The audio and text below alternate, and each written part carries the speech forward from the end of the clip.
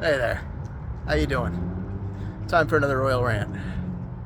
As the King of Orion, I have the privilege of choosing the topics as I may. And today's is gonna be a bit of a philosophical deep dive into ludonarrative experiences, what it's like to play games. My favorite philosopher on the subject is a gentleman named Ian Bogost. He wrote a book called Talking About Video Games or something to that effect.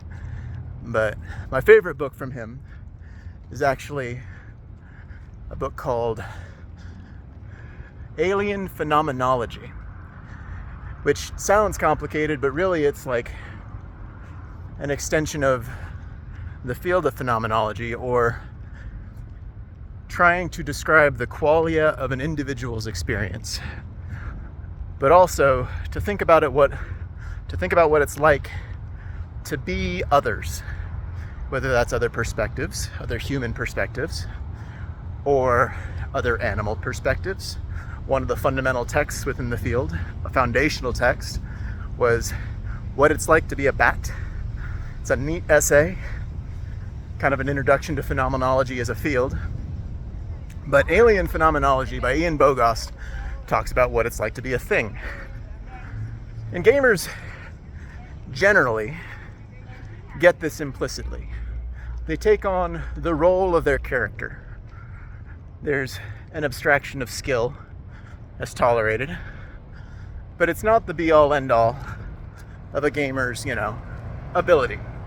You take someone who has no idea how to play Dark Souls, and you give them a perfectly optimized character with more stats than they know what to do with, and that individual is still going to lose 9 times out of 10 while they figure out the game, because there's a degree of abstraction that's, gamified.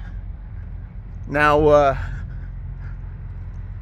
there are 2 extremes to most things, right? There's the mind-body dualism suggested by Kant, the cunt. There's other dualistic portrayals of concepts. My favorite to go to is the difference between freedom and security. But there are others. When it comes to defining an individual's personality, for example, there's the ocean stats: openness, conscientiousness, extroversion, agreeableness, neuroticism, that's changed over time. Now they use Hexaco in general, but the fundamental principle is the same. We've got arbitrary delineations characterizing concepts. When it comes to gameplay, games are fundamentally a language. They have their own grammars. They have their own rules of interaction. But at the extremes, they serve purposes of self-expression or demonstrations of mastery of those grammars. So, for example, one of my favorite games of all time is Hive. And it's very similar to chess in that it has different pieces that perform different styles of move. I'm not going to go into Hive too much. I just want to give it a shout out because when I was in the military, it was one of my favorite ways to get to know senior NCOs is go to the smoke pit, chill, pull out the tiles, see how they feel, that kind of thing. See what kind of moves they would rely on. But you can do the same thing with chess. The different tactics people employ within a context say something about them. If you rely on pawns slowly marching forward, eating up terrain, that says something about you and how you tackle problems. If you're like me and you rely on rooks, you're very direct in your resolution of the problem But setting up the plays that actually allow for that resolution requires a lot more difficulty. I'm not very good at chess. My younger brother is a lot better than me at that.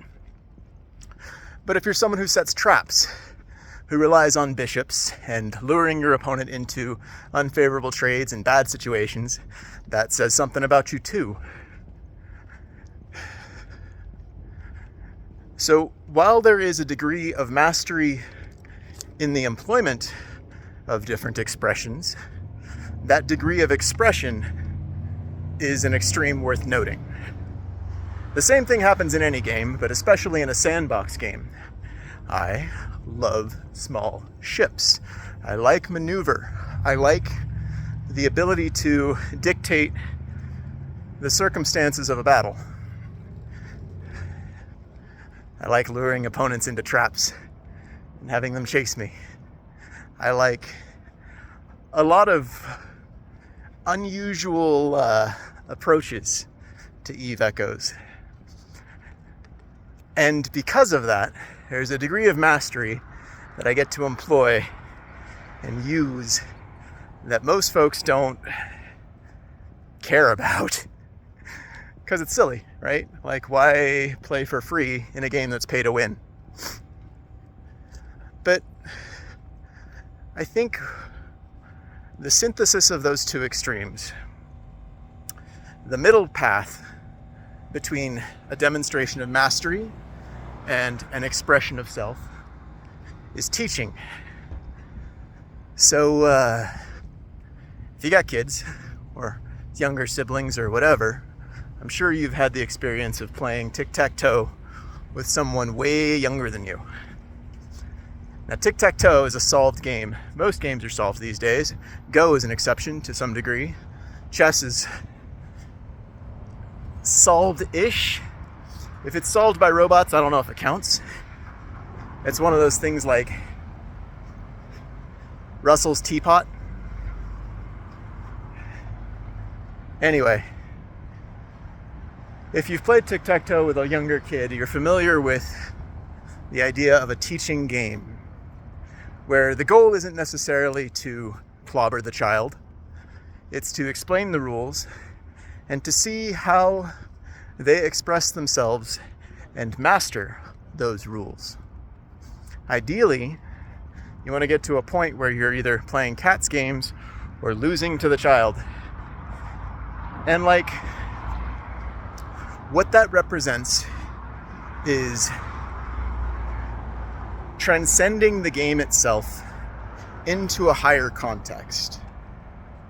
Fundamentally, our existence is possibly described as a game of games. There is a pursuit for general intelligence, or the application of general intelligence through AI.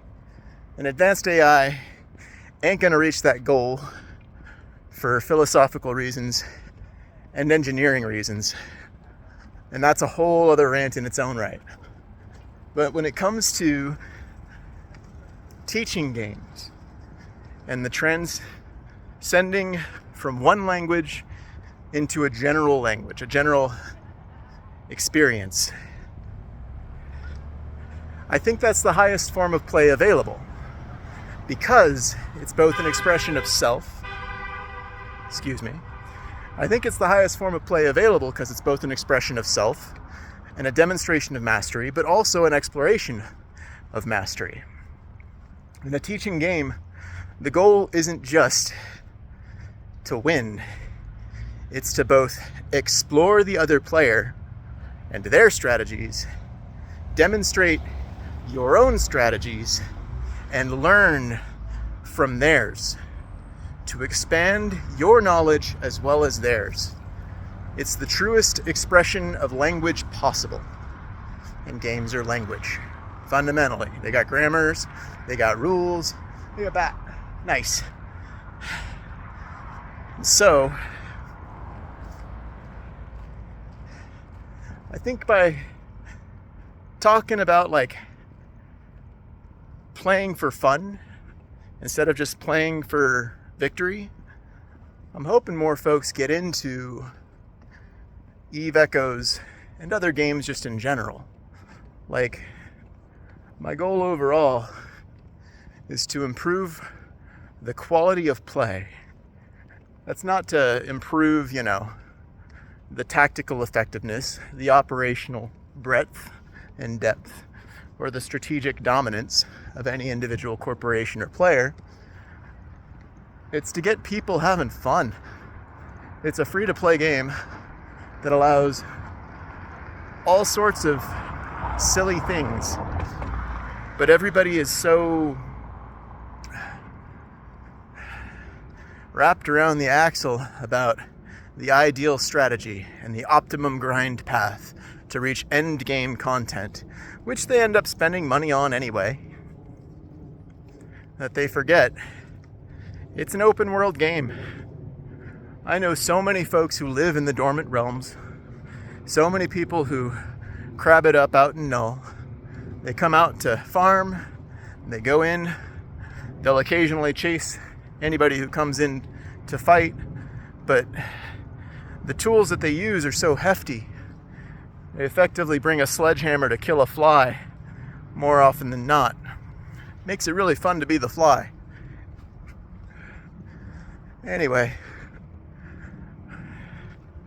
I think it's an interesting tool for analyzing, a tool for analysis of an individual's mode of play, style of approach to any game, is how much of your gameplay is focused on demonstration of mastery, and how much of your gameplay is an exploration of self and others. I think Eve Echoes has a lot of potential for both. And I hope, folks are out there doing that. Anyway, what do you think? Hopefully you're having a good day. I'll talk to you later. Well, I won't actually talk to you, but I'll talk at you later. Do this whole parasocial relationship nonsense. Have a good one. Bye.